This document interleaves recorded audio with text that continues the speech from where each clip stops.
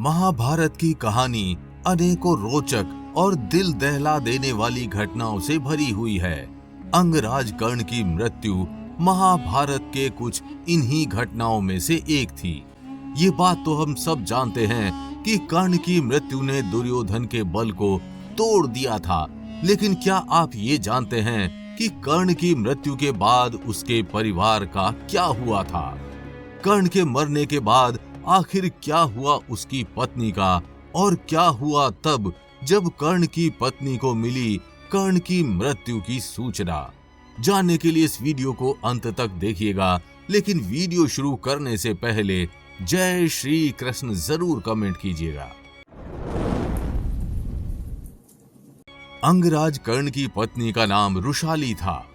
महाभारत में कर्ण की पत्नी रुशाली का वर्णन एक बुद्धिमान, चरित्रवान और पतिव्रता पत्नी के रूप में किया गया है।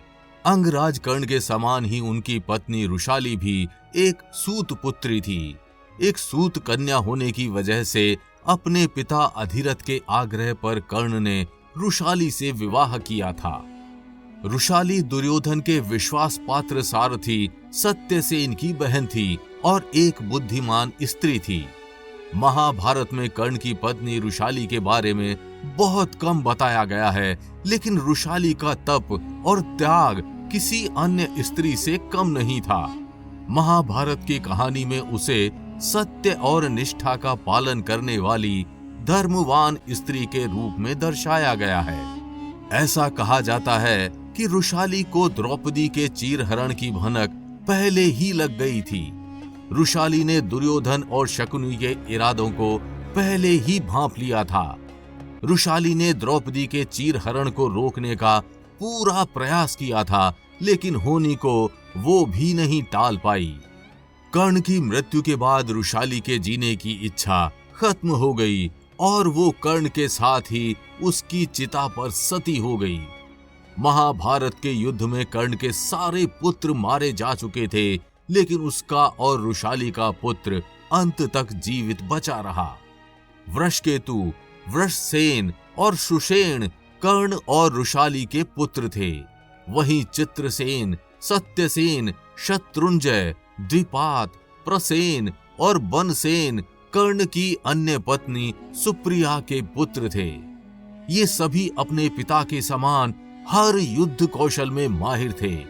महाभारत के युद्ध में कुरुक्षेत्र की युद्ध भूमि पर कर्ण के 9 पुत्रों ने खलबली मचा दी थी।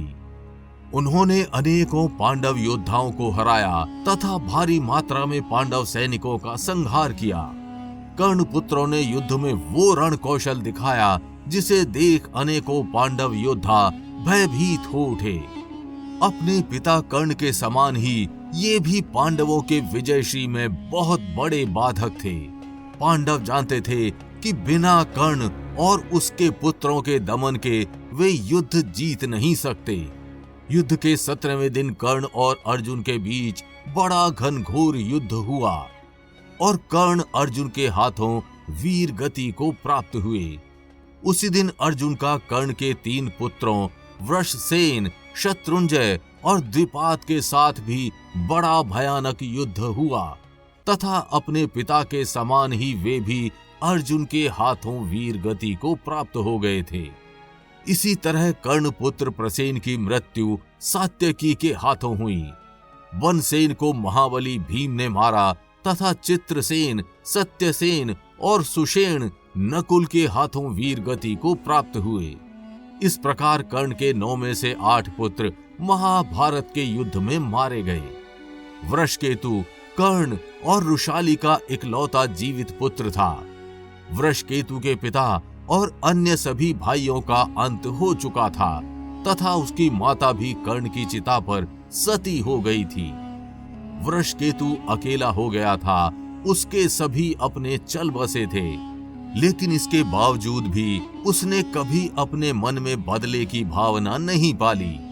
वृषकेतु का बचपन उसकी माता के साथ बीता था, इसलिए उसके चरित्र पर उसकी माता का प्रभाव पड़ा। उसने कभी भी पांडवों के विषय में कुछ गलत नहीं सोचा तथा उसने कभी भी अर्जुन को गलत नहीं माना।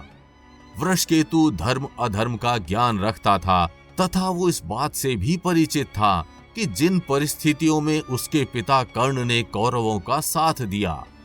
महाभारत युद्ध के बाद पांडव विजयी रहे तथा युधिष्ठिर हस्तिनापुर के राजा बने।